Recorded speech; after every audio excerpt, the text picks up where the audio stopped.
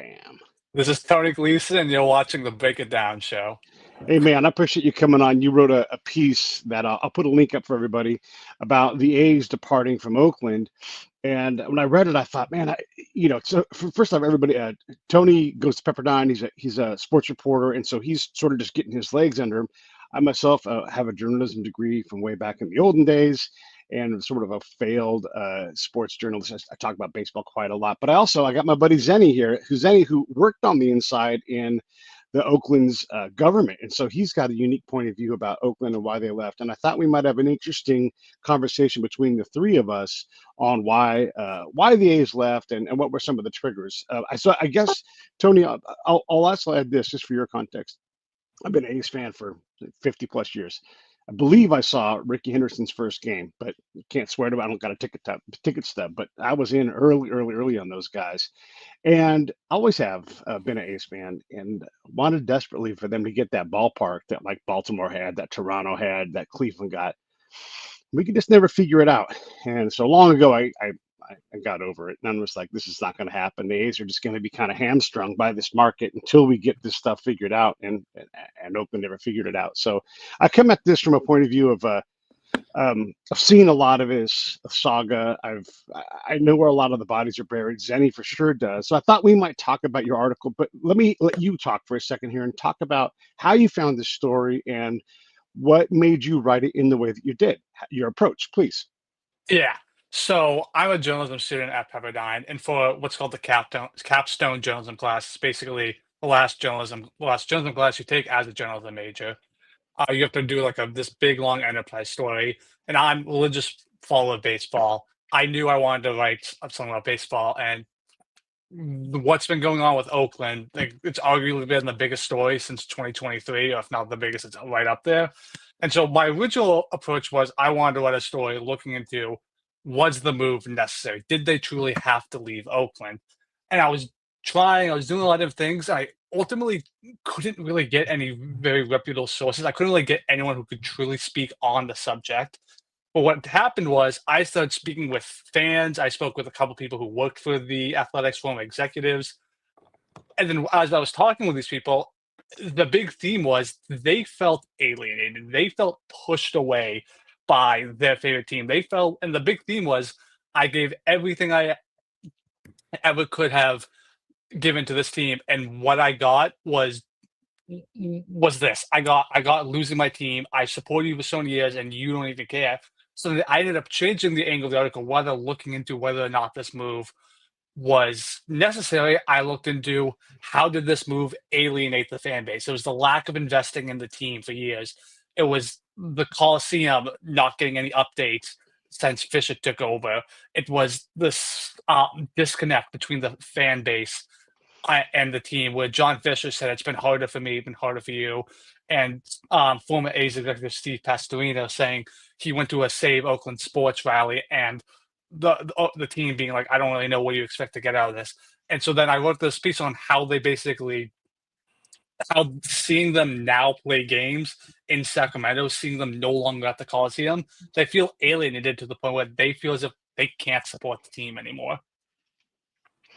Yeah, man, I hear that, and a lot of that's true, and I feel that. Also, Oakland's got some soft ass fans, man.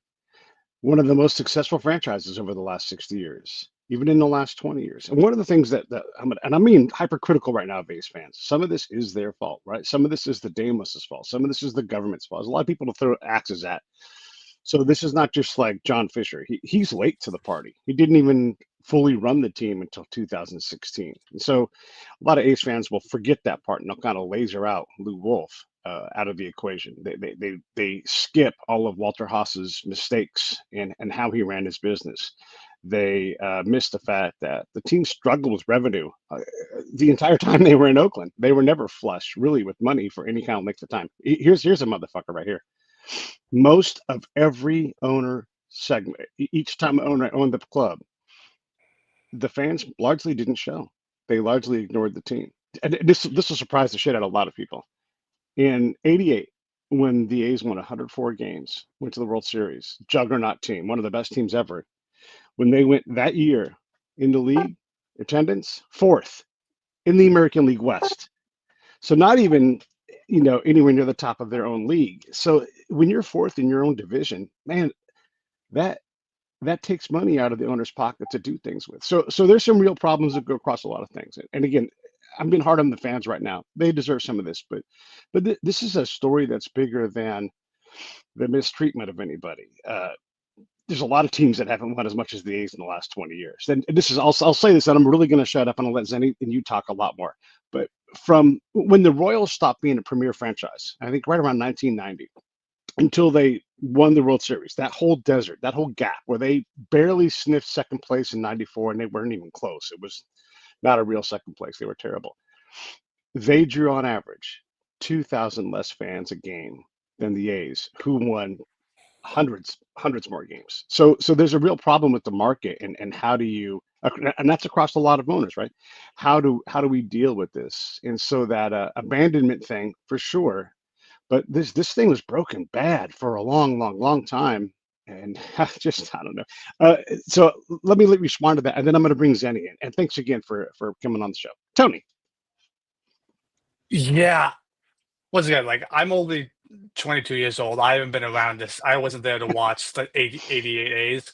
But from what I've seen, it's like I have it spoiled. I live outside of Boston. Even if the Red Sox are terrible, it's still worth going to Fenway Park. One of the most beautiful ballparks in America. I think it's the best. Obviously, I'm biased, but Yeah, who it cares? is great though. It is great. I don't think the Coliseum. It's like it's hard to sell the Coliseum to people because I went to the Coliseum back in 2016, and I was an oblivious middle school. I didn't know what was going on ever. Yeah, yeah, And even I was like, "This is disgusting. Like this is gross. Like I don't want to be here." I just think that's a big part of it, and where like I didn't really see what went down on Haas. I could only hear stories, but what I was told from one of his executives was like they at least updated the Coliseum, and it's hard to want to go to games when the Coliseum just is what it is. Another thing too is how often players are leaving the Athletics. I it's like do I really want to go and support these guys? I don't even know who's on the team anymore. And the thing with the revenue and not spending money, I don't think this is a specific problem. I think this is a I think the number one problem in baseball as a whole is owners not wanting to invest in their teams. You look at Pittsburgh, Cincinnati.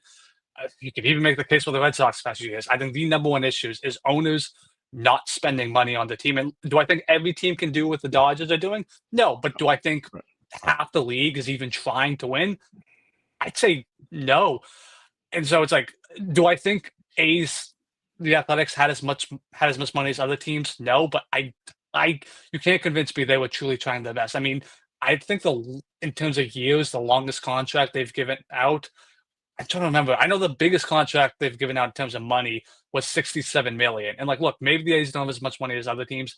You can't convince me they can't give out something more than 67 million. And I think for years it was like Eric Chavez with 5 or 6 million.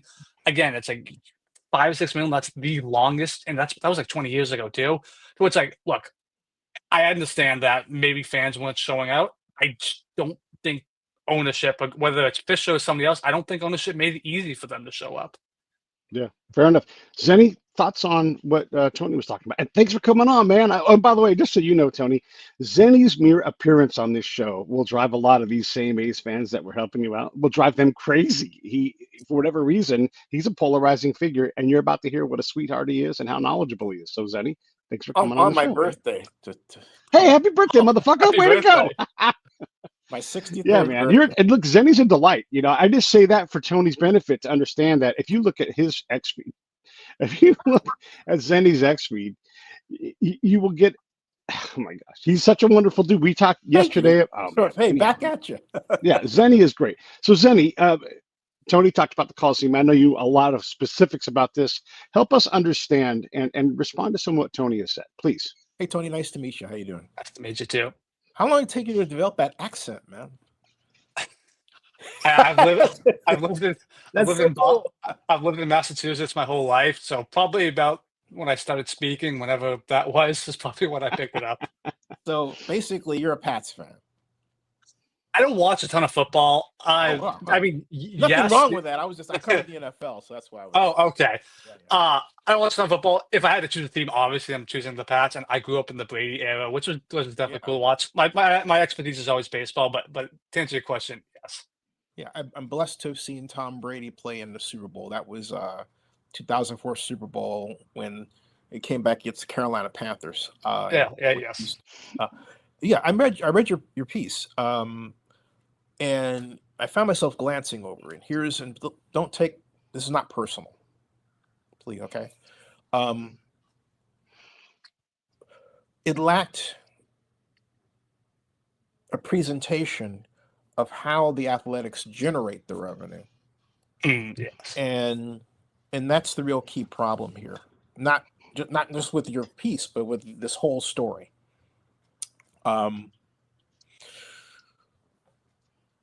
The Athletics were trapped in Oakland in a lease situation that gave them basically just their piece. Okay, and what I mean by their piece, I mean ad revenue when they play. But hey, the Rolling Stones are coming in, right? But that's great for the Coliseum Joint Powers Authority. Keep that in mind, right? Yeah. So while that structure was in place, where the A's only get their piece of ad revenue, their piece, and they have their radio deal, and they have their merchandising, okay? Um, while that's going on, baseball salaries are increasing by a gigantic rate from 2000 till now. 60%, something like that. Um, Depending on where you estimated in the years past, I go about out to 2000. And during that time, particularly in 2000, something happened in the Bay Area. The most beautiful ballpark I've ever attended, I've never been to Camden Yards, was built. And that was, we called it then Packville Park. Now we call it Oracle. That's where the Giants play. Prior to that, I've been to Candlestick. I have videos from Candlestick here at Zennie 62 on my channel. Not here because it's Pete's channel, but on mine. And Candlestick Park was not the greatest place to watch either baseball or football. It was a multi-purpose stadium. It had, Okay. all right, you went there because you loved the team. You went there because you went to see your friends who had season tickets. Packville Park changed all of that. And suddenly you're going down the King Street in Second, and you're going to Momo's to see your friends and then go in. Why? Because Momo's has great steaks. Where's Momo's? Right across from this, right across from the ballpark. Candlestick Park, you never had that opportunity. All right. So A's fans are wistfully looking at, over and saying, I remember I was hanging out with Dave Renetti, because I've known Dave for 31 years. And Dave is a VP for stadium operations for the Athletics. And just the nicest guy you'd ever want to know. I'm blessed to have known him to this day. We were at the Giants game. We were playing the Bay Series, and we were talking about, wouldn't it be great to have I'll never forget this. It was like in 2002. Wouldn't it be great to have a stadium right over there? And over there happened to be Howard Terminal. Okay. So we could, if we were, with that, basically, if we were at Howard Terminal, we could thumb our noses at the Giants like that. Okay. Right. All right. Yeah. And so that was the dream of a lot of A's fans. But prior to that, set the tone for what would come later. I was Elihu Harris economic advisor from 1995, excuse me, to 1999. Harris was the mayor of Oakland at this time. Everybody. Yeah, Elihu Harris. Oh yeah. Still a great friend of mine. He's on my board. Anyway, I was responsible for representing the mayor on something called the Community and Economic Development Agency committee that met at 8:30 in the morning every Tuesday during council session. I put on the agenda in 1997 the need to build a stadium for the Oakland Athletics. Why? Because we had just successfully completed getting the Raiders back from LA That's right. to Oakland, okay?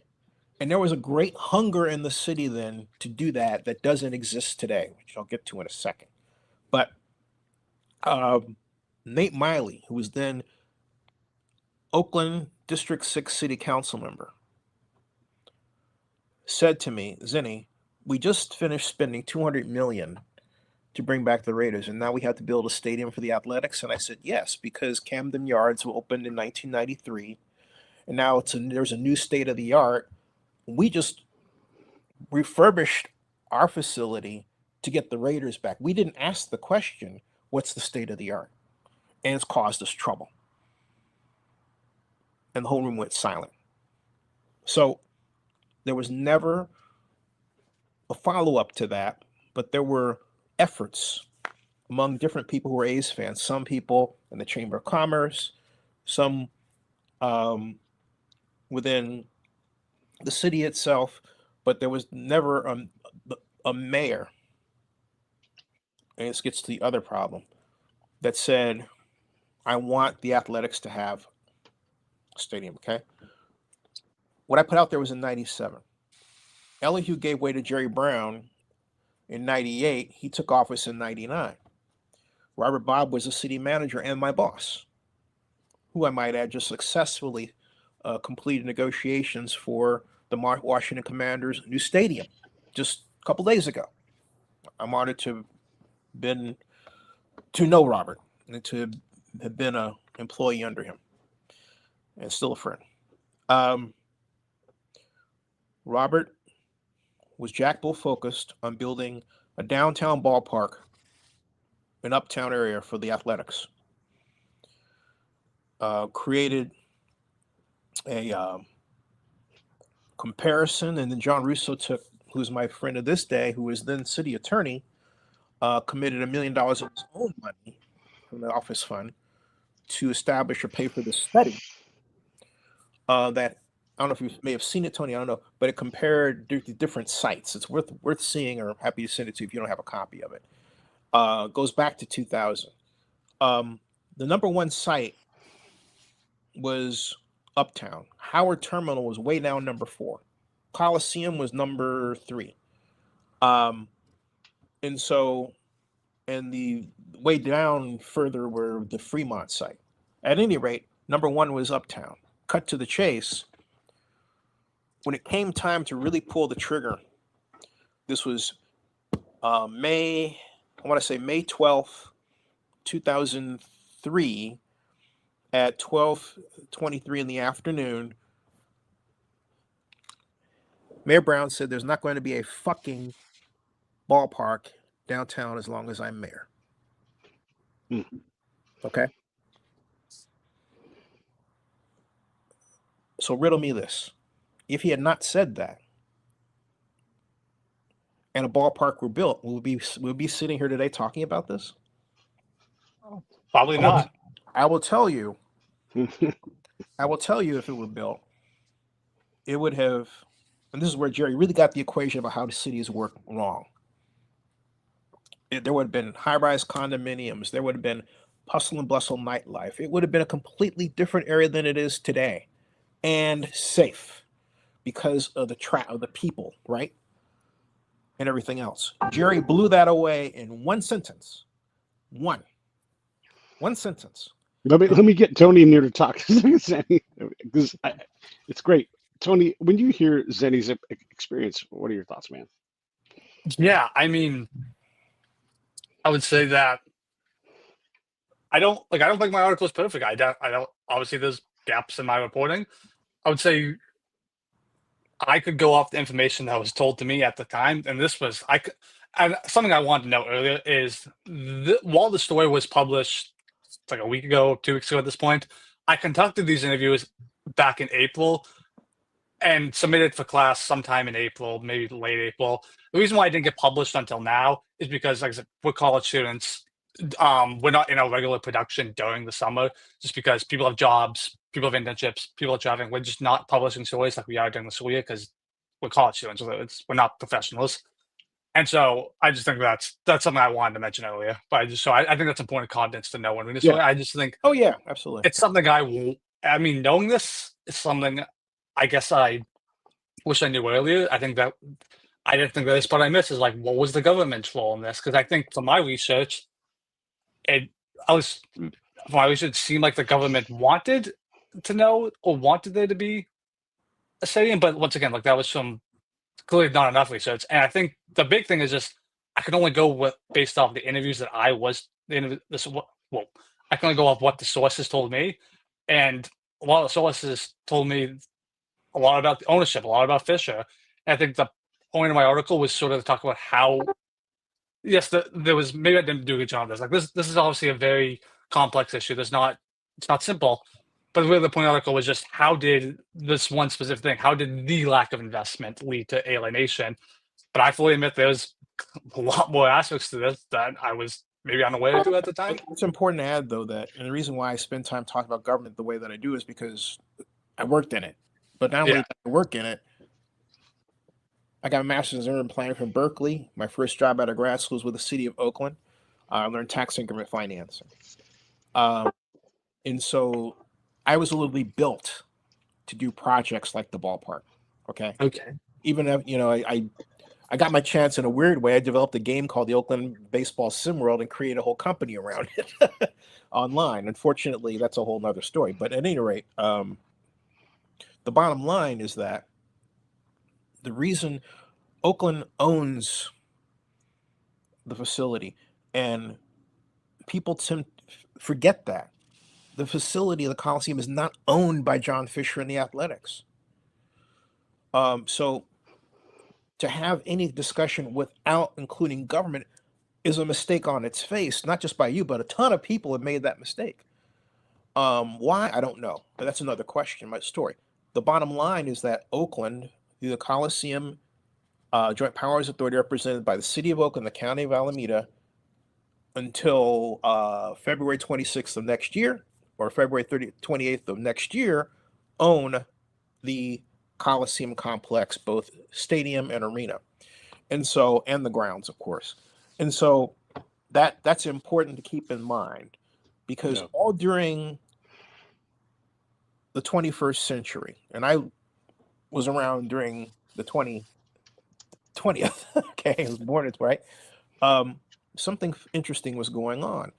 And when Jerry was saying, hey, look, he doesn't want a ballpark, that's when that's really ignited the A's starting to look around and figure out what to do. And long story short, then Lou Wolf wanted to build a facility at the Coliseum, but he made an awful mistake in using redevelopment. That wasn't the mistake, but in basically announcing that he wanted to move the businesses that are off 66 out of the way.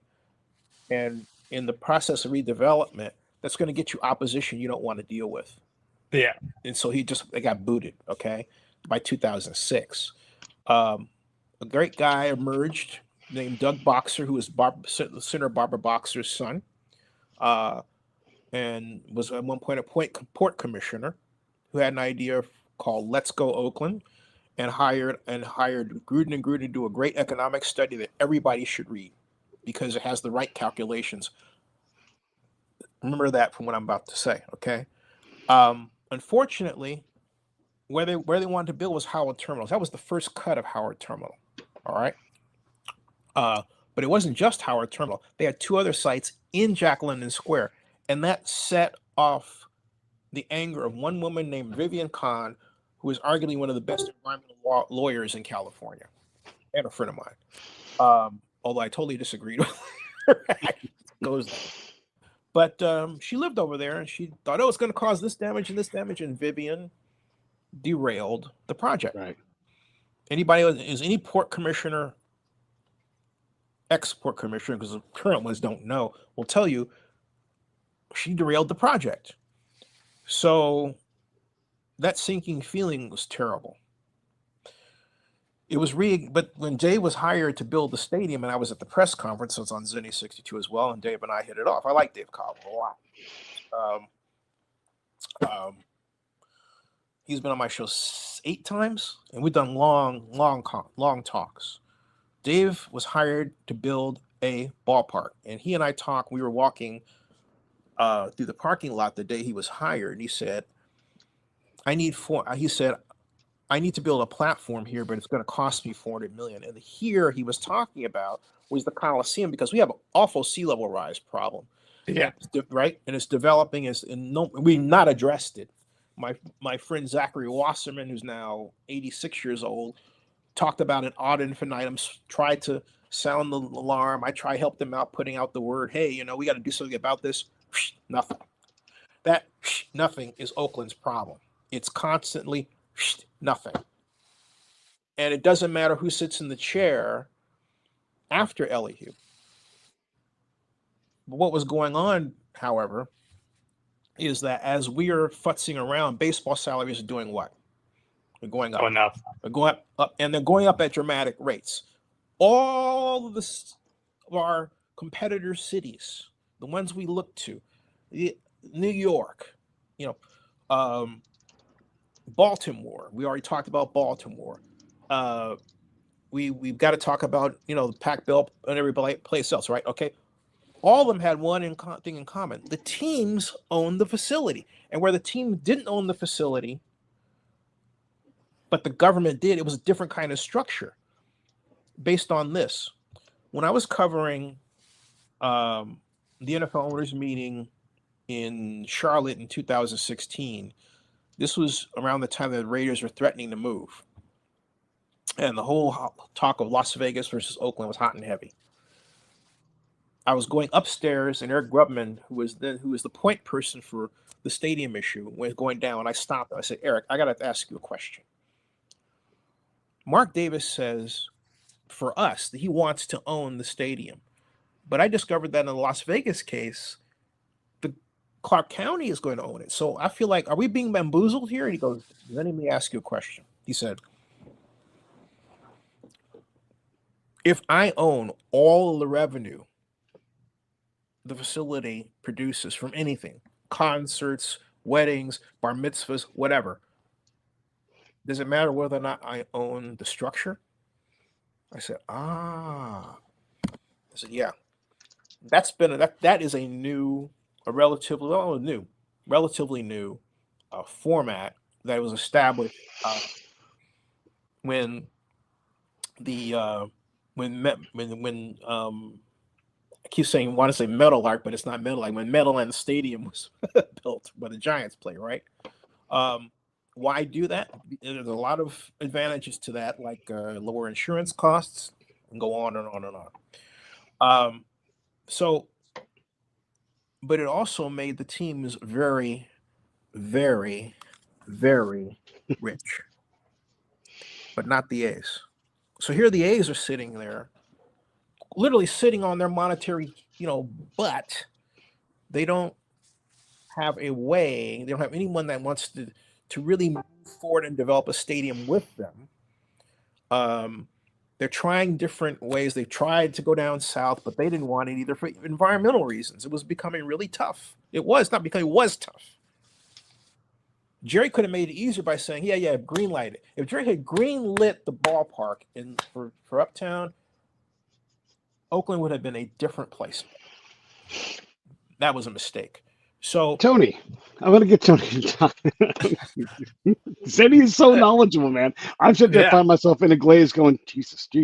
And then I realize, oh, shit, that's right. I got to get Tony on here. So my apologies. But to Zennie and to Tony. Tony, look, I want to emphasize, like, no one's, like, I hope you got an A in your paper. I think you did a great job, right? Like you said, to know this story, it's hard. And the point is not to tear your story apart, but it's to talk about like sports reporting in general and what we do.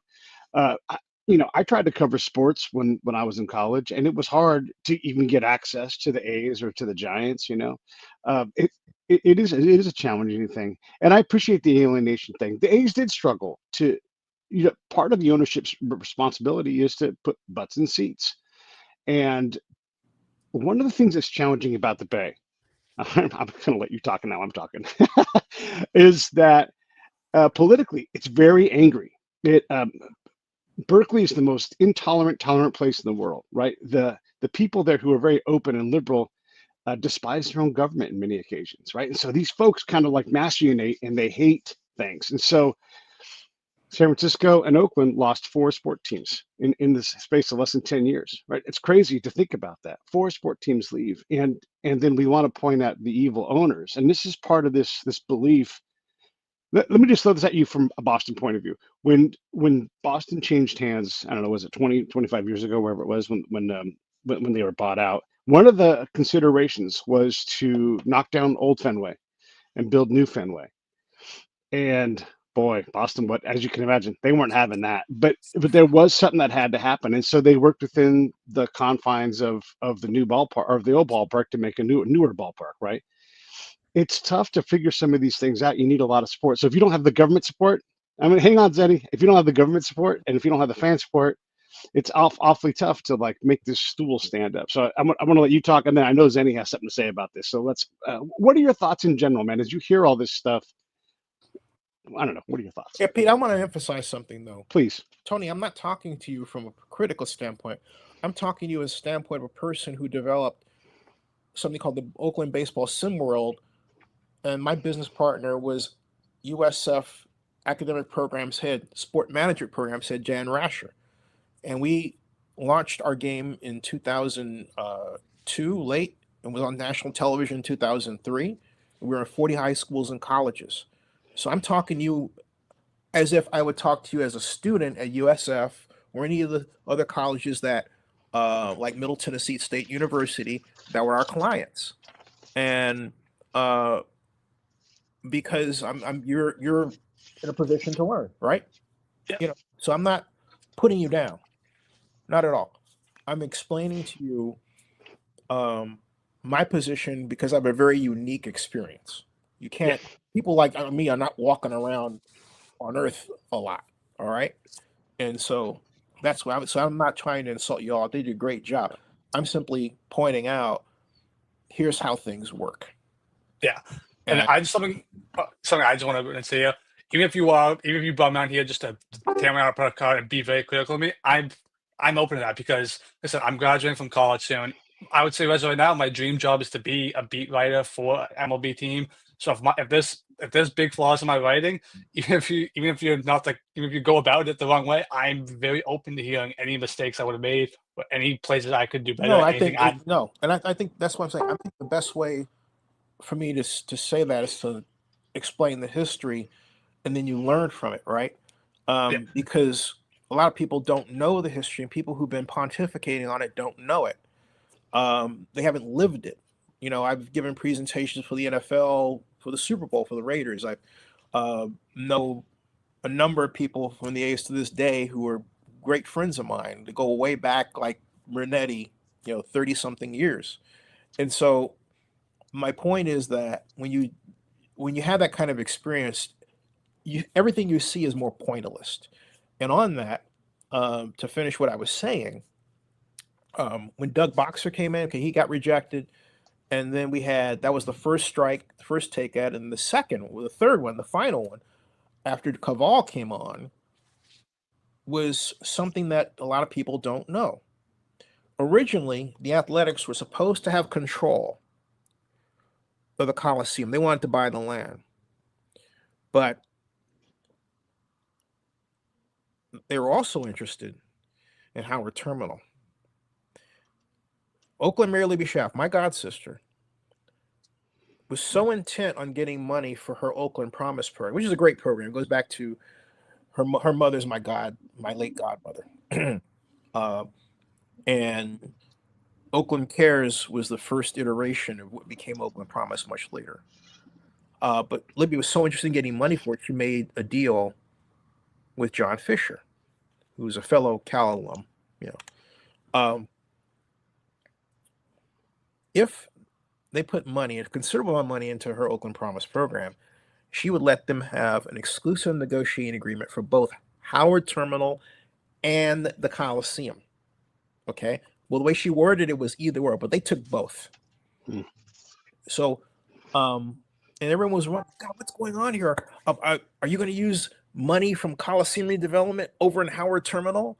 And I did some calculations and figured, hey, they don't need to do that. And I put that out there. I said, hey, look, they don't need to do that. We need to clarify this. This is becoming a big fat mess. All right. But Note what I just said. At no point in the A's history has there been an economic development czar that put together a proposal for the A's representing the city of Oakland and allowed stability to exist, making sure that the Athletics got their ballpark done. In the Raiders case, that was completely different. Ezra Rapport was the assistant city manager. Rest in peace. He died 3 years ago. Was my boss coming out? He technically should have been my boss. That's another story. This could be a book. But my whole point is that was when I was intern, all right? And so Ezra was the point guy. Ezra was the point guy for the Raiders. I was columnist for the Montclarian from 93 to 96. I just worked for the city in economic development. Montclair hired me because they knew they had an insider that could get things out. So, and I did. So at any rate, what happened was that but fast forward to today, there has never been a project manager that actually was a real project manager on the Athletics site. Keep in mind what I just said, because Dave Cobble, they really then pivoted toward Howard Terminal. That's what they wanted. Why? Because it was going to cost $400 million for a table. This was how Dave looked at it at the Coliseum. They figured Howard Terminal was less expensive. I had a meeting on the phone with Dave, April 4th, 2017 at 4:00 in the afternoon. I had already made my spreadsheet to make my case for tax increment financing at use at Howard Terminal, because I told him, you're not going to get this built unless you have some mechanism to fund affordable housing with it. The problem is that, and this is where I have to take issue with my friend Pete, Oakland governments and Berkeley governments are not necessarily difficult or angry. Remember, we've done a lot of great things under the structure of those governments. The people are angry at the government. That's what I was trying to say. Wait, hold up. Listen carefully. The problem isn't that. The problem is the dramatically housing costs in the Bay Area have, and particularly Oakland, have risen to such high levels that it has altered the politics everywhere. You understand what I'm saying? Everywhere. So now people can't just trying to put their food on the table. We didn't focus on manufacturing. We had people like Keith Carson and Nate Miley bringing in biotech. Did Oakland at the time have a biotech ready workforce? No. So who got pushed out of the apartments? They did. Yep. Okay. So my point is that these are facets of government operations impacting economic development in a city in a negative way. You understand what I'm saying, young man? Okay. Yeah. That's the problem. All right. It's always government first in this situation, because what happened after that was that we had, under Libby, they had a project manager named Molly Mabur, who was brought on after I gave my presentation. I should explain the phone call. I told him what I told him. Zennie, I want to let Tony talk, man. We got it. Okay, 5 seconds. Go ahead. 5 seconds. 5 seconds, because it's detailed. And the young man should know these things. Okay. 4, 3. No, very funny. It's my birthday. So happy birthday. Happy birthday, man. I'm not going to hog you that way. What I'm trying to say, what I'm saying is this, all right? The problem was that it wasn't a problem. What Dave did was he took, because Dave said there's public money isn't available. I said, no, public money is available. The legislation is called SB 628 Beal. When I sent them legislation, I sent them my tax increment financing calculations, assuming the stadium was going to be $500 million. Boy, was I off.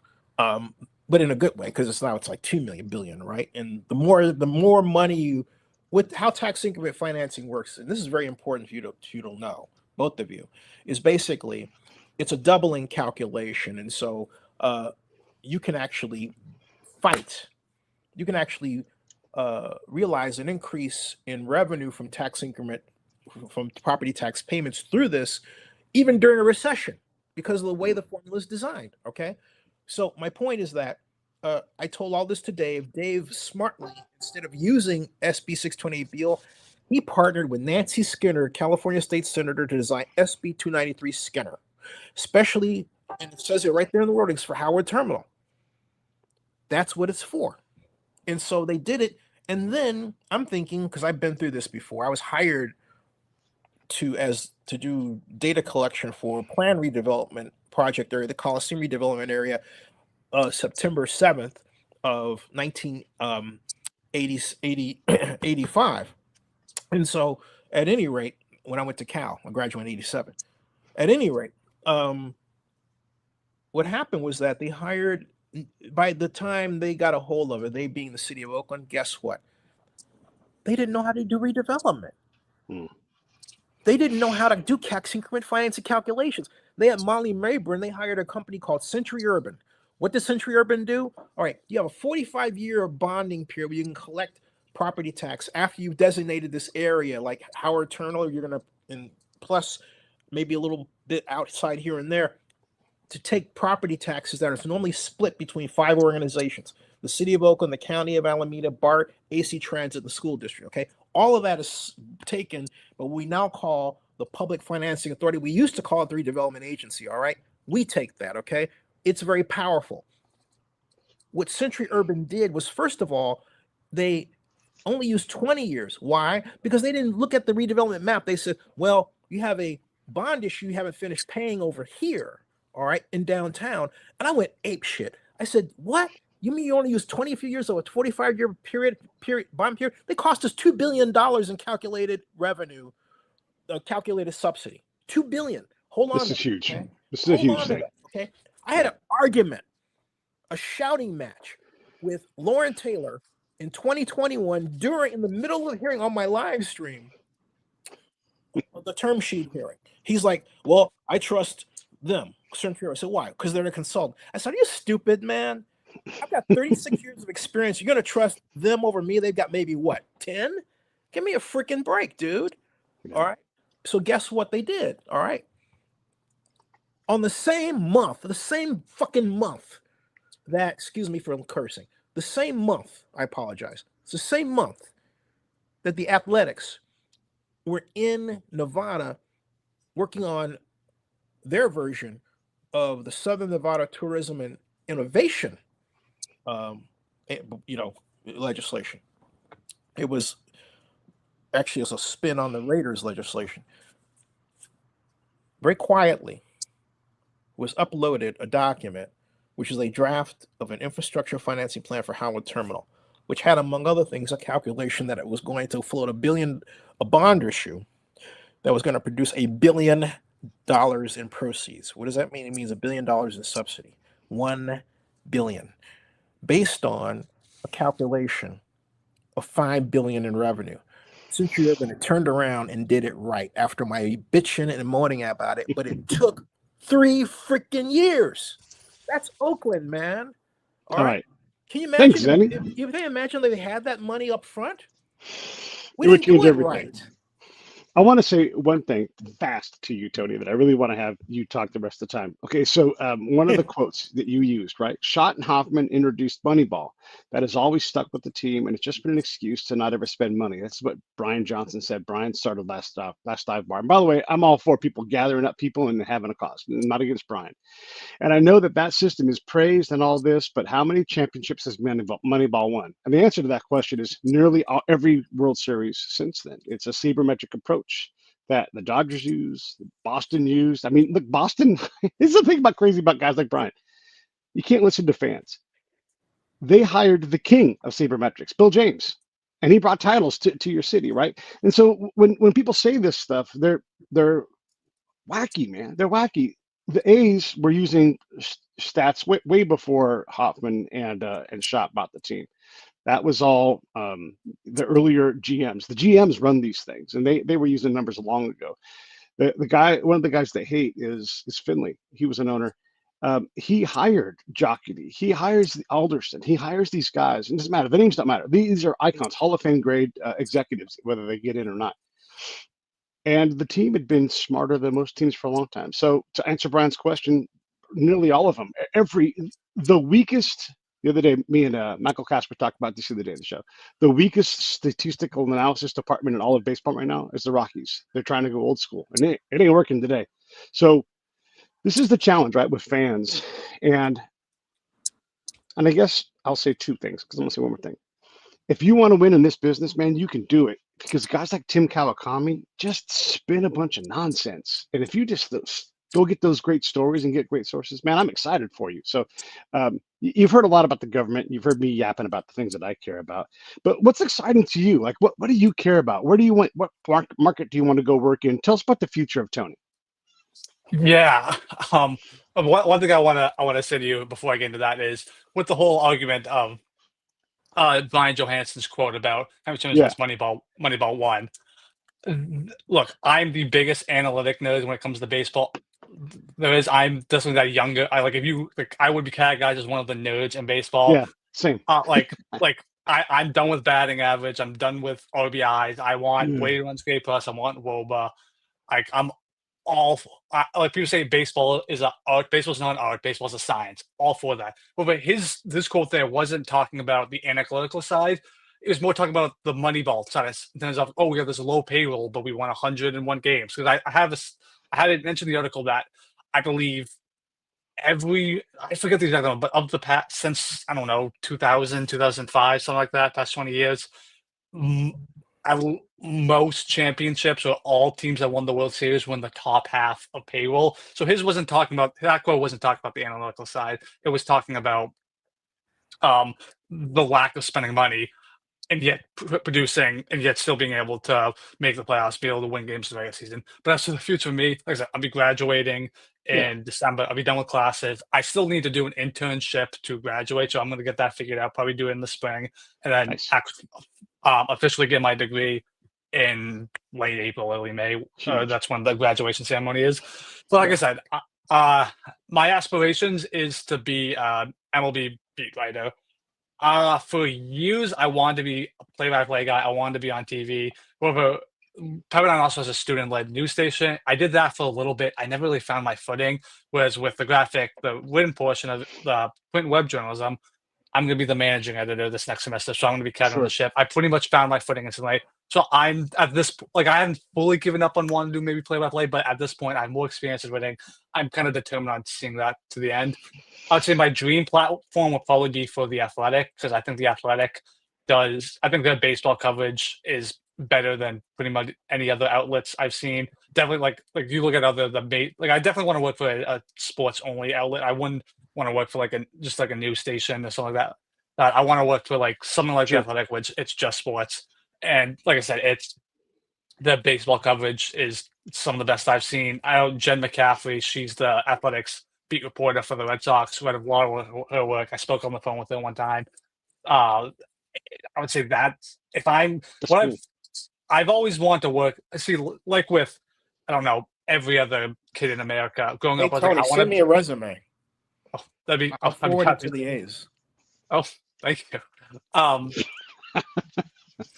What was I going back? Like every other kid in America, my dream was to be a professional athlete when I grew up. But I realized very quickly I'm not even good enough to play in high school. Never mind anything even past high school. But I always knew I wanted to work in baseball. I always knew that, look, like I have this passion for baseball. I know more about baseball than most other kids my age, no more than I probably should. Like I was 13 years old watching highlights of the 1969 World Series. Like who else was doing that at 13? And so, and then eventually I got to college and I joined the Graphic. I started covering sports. And really, the thing is, it's felt fulfilling more than anything. It's not, I don't like as much as I enjoy it. It's not that I feel like it's more than I just enjoy when I'm doing this. I feel as if I'm doing what I should be doing. I'm doing what I meant to be doing when I get to do this type of work. And it's opened up a lot of great opportunities. Like my favorite story I've ever written isn't this story. I wrote a very long story about the Negro Leagues about a little less than a year ago because there was an announcement that Major League Baseball um, would be recognized them as a major league, something that should have been done over 50 years ago, but they did it, which is what matters. And that was so cool to get to learn because what made me fall in love with baseball and what really breaks my heart about this Oakland situation, regardless of whose fault it is Because what made me fall in love is learning about the history of baseball. I was 13 years old reading books about Ted Williams and learning about the greatest players of yesteryear. And I've always had a soft spot for the history of baseball. I love watching baseball documentaries about the greatest players in the 1930s, and to look at the history of the athletics and look at the Bass brothers of the late 80s, the win streak, the Ricky Henderson, who is one of my favorite all-time players, and everything else that's happened with them, to see them have to lead. Oh, and also the swing age dynasty, and to see that have to lead, it just breaks my heart. Now, no matter whose fault it is, no matter who did something wrong, that part just breaks Sure. my heart. Yeah. And so really, just what I would say, if there's any sport, any job where I'm working in baseball, regardless of what exactly that looks like, if I'm working in baseball, preferably on the media side of things, I'll probably be very happy with what I'm doing. Uh, I'm curious what your thoughts are. So we talked about Moneyball real quick in the quote, and I think one of the things that fans miss, especially people who don't read the book, if a very notable Boston author wrote a story about how brilliant the Red Sox were in how they sought value and made better decisions, and then they made a fucking movie with Brad Pitt about it. I mean, Oakland fans complain about that shit, man. Imagine that happening in Boston, and they tell the story of Boston, how brilliant Bill James was, right? I mean, that's what we're talking about, and you guys would love that, right? You guys are, and this is a real thing. So I'm curious what you think about this. There are 30 fan bases in Major League Baseball. Half of them are below average, not just the numbers, right? And so I don't know what being a good fan base or a bad fan base is, but I know that Boston is crazy about it. You guys could have 65 wins. There's going to be a lot of passion. It's going to be a lot of anger, but that fan base is going to react. You guys are going to watch. You're going to go to bars. You're going to spend money. You're going to go to the game. It ain't cheap going to a Boston game. You know this. Wrigley. Oh my gosh, 3 million fans a year. Easy, right? The Ricketts family owns the whole neighborhood now. It's crazy, right? They haven't been World Series competitive for a while now, almost 10 years, right? So they're still doing 3 million a year. So there's something that happens in fan bases. And one of the things I contend is that, well, look where you go to school. It is so goddamn nice in California. You know, you're like, I'd rather be on a boat. And I would say that any night the Oakland A's were playing, there's probably more people on boats or building race cars than there are at the stadium, just because California is a place where you can go to the beach, you can do these things all the way into November. I've water skied in November before, right? So I think that's one of the challenges, is trying to understand. And this is another thing, and no one ever talks Hey, about Pete, this. though, one thing you have to remember. Yeah. That changed when Pac Bell Park was built. Well, yes, you're right about that. And here's the thing. We're talking about Oakland having never actually seen how fan behavior would change with a new facility. I guarantee you, had Howard Terminal been built, or that would not have happened. Or the other proposal for right on the parking grounds at the Coliseum. But it's important to emphasize, and the one thing I was going to say is that it took Oakland technically 4 years. Well, if you go back to 2017 when Dave and I talked, to 2023, during that entire time, from the recognition of the availability of redevelopment funds to finally completing a draft in the same month, the same year, the A's are already in Las Vegas. That's the reason why on November 25th of 2021, I wrote in my Oakland Oakland News Now blog.com platform that the A's should leave, because I personally lived it. I tried to bring Supo to Oakland. I know you did, and I was going to finish. No, but he doesn't know. I know. There's a lot of things. Let me finish. He doesn't. But I didn't get to finish. You jumped in on me, man. Let me finish my thought. The geography of the Bay Area is such that if you live in Marin, and Zennie, you'll echo this, if you live in Marin or if you live on the peninsula, it's just really hard to get over to Oakland. Now, it used to be that when the Coliseum and Candlestick competed, Candlestick was pretty shitty and hard to get to. And so the flow was a little easier. But we missed our opportunity. If the A's had built a new stadium, the city chipped in '92, like when Baltimore, when they opened theirs, man, it would have cost them about $100 million, right? It would have been pennies compared to what it is now. Anyhow, I guess what I'm saying to you, Tony, is I believe that there are fan bases that have a different level of passion. And it's easier to sell tickets in Chicago. Heck, Chicago sells so many tickets, the Cubs, that the team, they scalp their own tickets. I don't know if Boston does this, but they'll buy back your ticket from you and scalp it for a higher price even still, which is amazing. That's how much demand there is, right? So if a Boston author had come and written Moneyball about Bill James and the Red Sox winning 3 World Series and made a movie about it with Brad Pitt, would you guys be stoked or what? Okay, so here's my thought process on everything you just said there. Yeah. Have you seen or heard of the ESPN 30 for 34 days in October? Yeah. Yeah. Okay, so that's a story of the Red Sox coming back from down 3-0 to the Yankees. But here's the Yes. thing, that documentary ends with it staying on the screen. The Red Sox won their first title in 86 years. If the Yes. Red Sox came back from 3-0, went to the World Series, and lost to the Cardinals, I don't think Red Sox fans would give the slightest shit about this 30 for 30 documentary. They'd be like, get this off my screen. This means nothing to me. Yeah. I hate this. I like that documentary because it's what happened before we won a World Series. If we don't win the World Yeah. Series, it's all for nothing.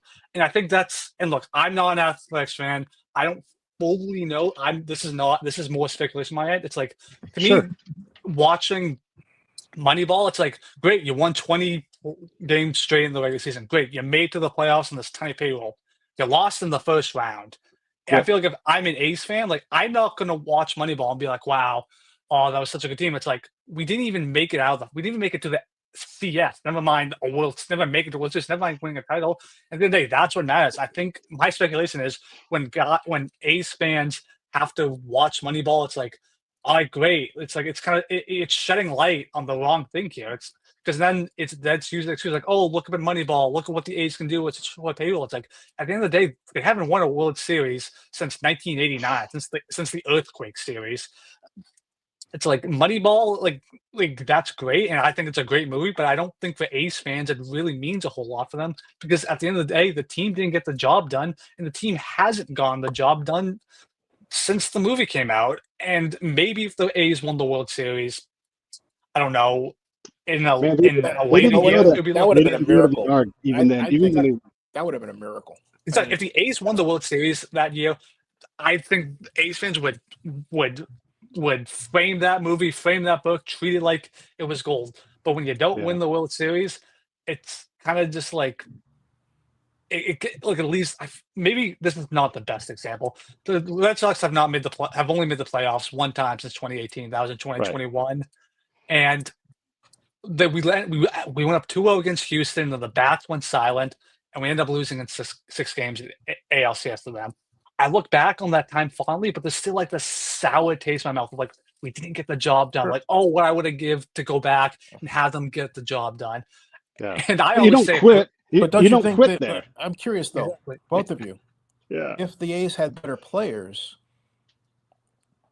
there would be less of a need to cut back. And again, the Moneyball strategy came about because they were stuck in a lease that didn't allow them to gain much revenue.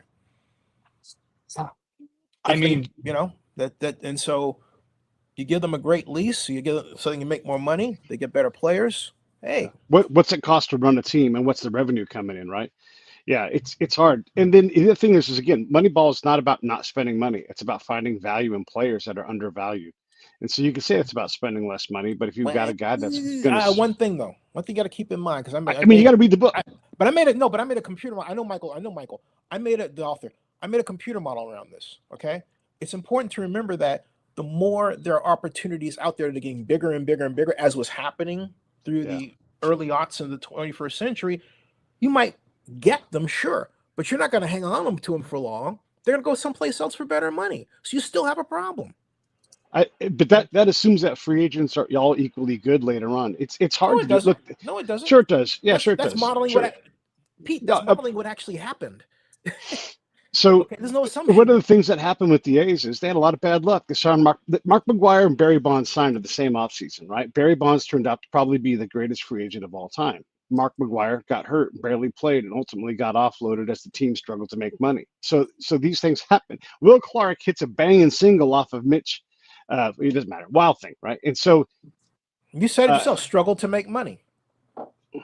Yeah. Right. They definitely struggled to make money, right? Because the fans weren't showing, and it was hard to get these things to happen. Well, they signed Chavez. What happens to Chavez? He gets hurt, and he's kind of a bust in terms of that. Still a good player, but couldn't take the field all the time. And Mhm. they've had a lot of bad luck. They win a World Series. What happens? A fucking earthquake, and it kind of puts a blanket on the whole thing, man. Where So were you yeah, when that earthquake happened? what's that? Where were you when the earthquake happened? I was in Chico. I was at school in Chico.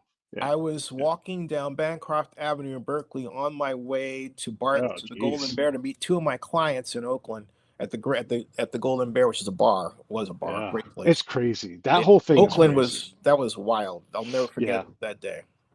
Anyhow, and Tony, look, I appreciate you coming on. We can talk a little longer if you want to. I also don't want to keep you all day, but I just think I have when nothing we, going on, so I'll talk as long as.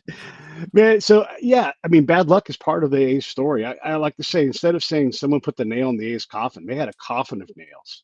Bad government is the story of the A's. Bad government. Yeah, I mean that's No. certainly a big player, right? I don't know if you know this, Tony, or not, but the A's trying to get to San Jose took a case to the Supreme Court. That ain't cheap, and they lost. And why did they have to go to the Supreme Court? Because Walter Haas inadvertently gave away their rights forever to the Giants.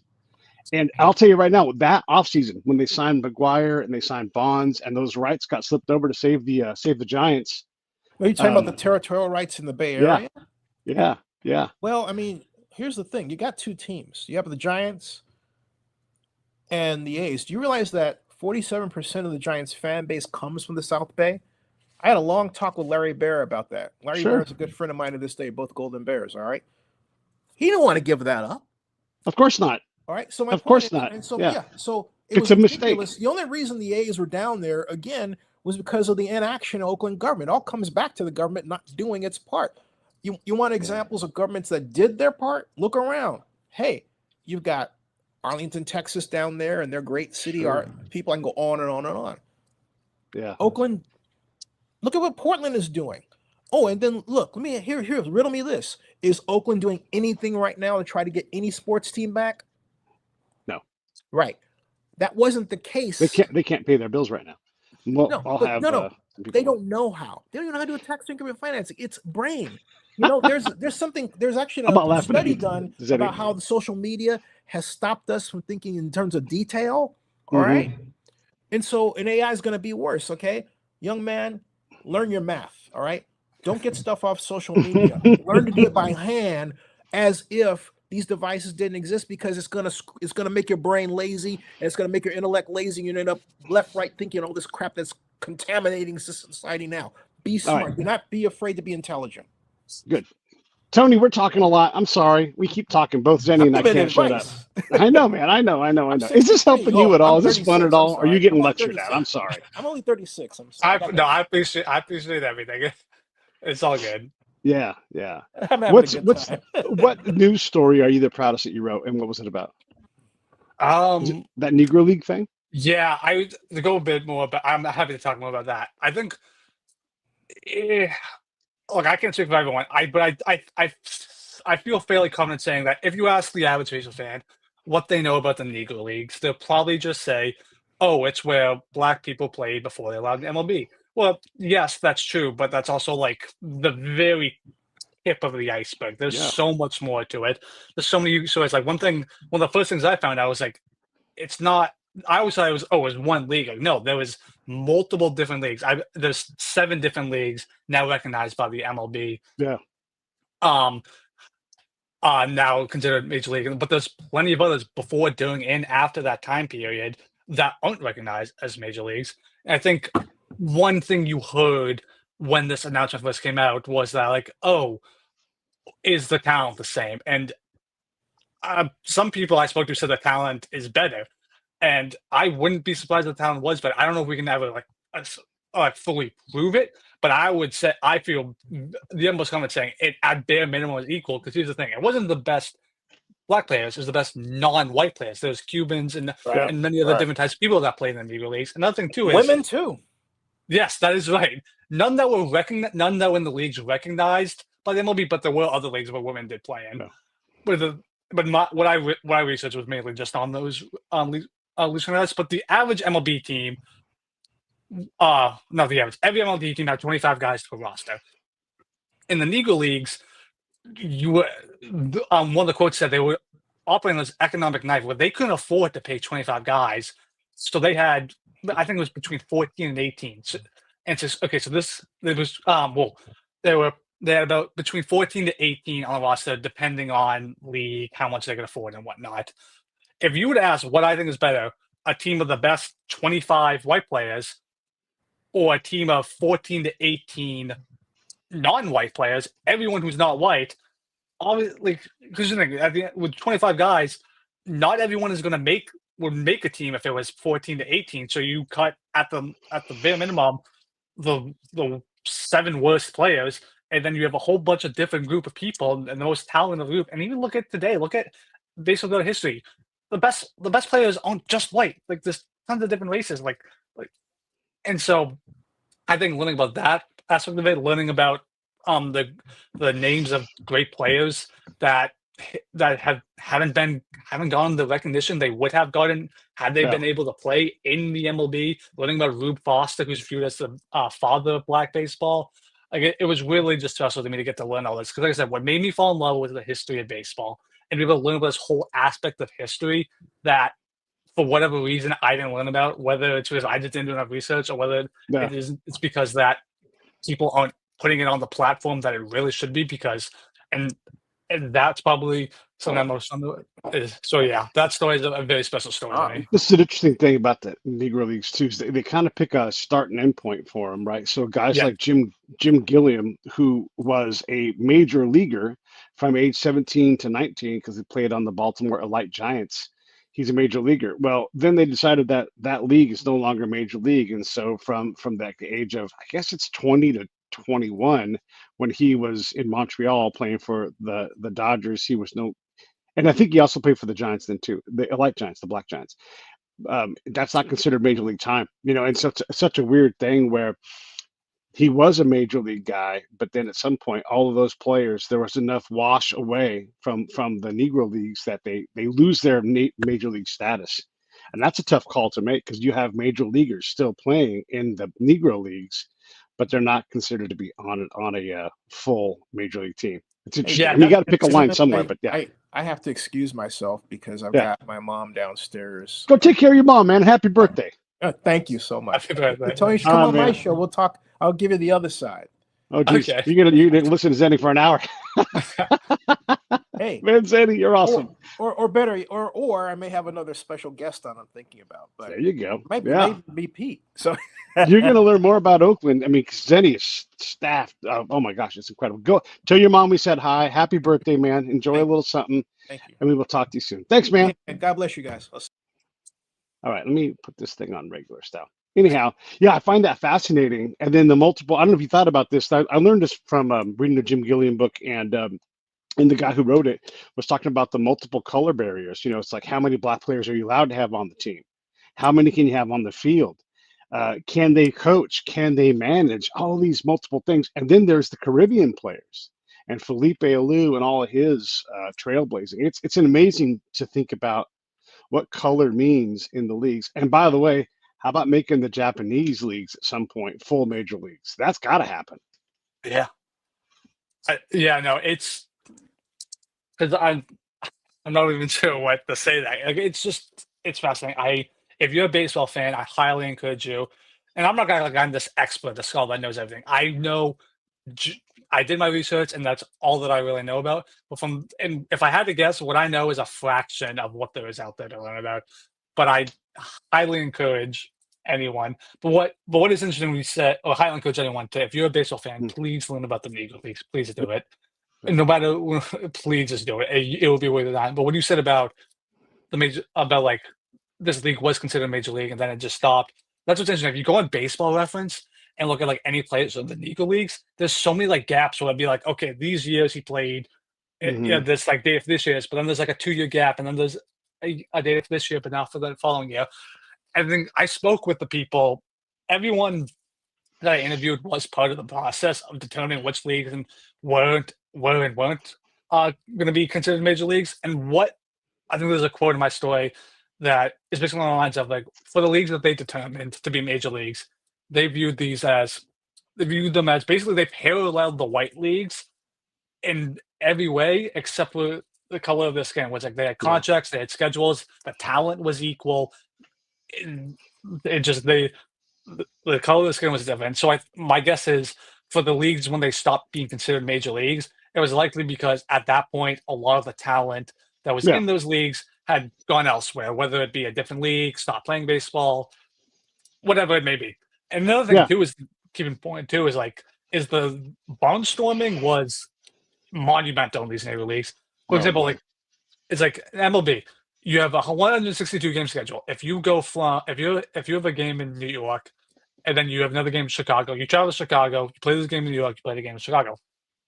In the Negro Leagues, if you were going from New York to Chicago, you made stops along the way to play against semi-pro or white teams to help Yep. earn some extra money because you had to do that. Had They to. didn't have the finances that major league teams are. Where it's like, why would we pick up these extra games? Like we're the major leagues, we're making all the money. Yeah. But in the Negro Leagues, they weren't making as much, so they had to.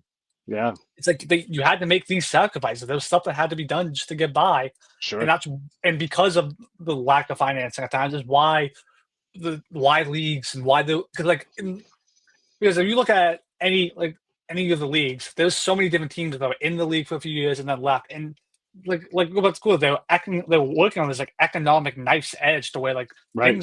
things happen that you never saw in Major League Baseball because they didn't have to worry about so many different things that the Negro Leagues had to worry about.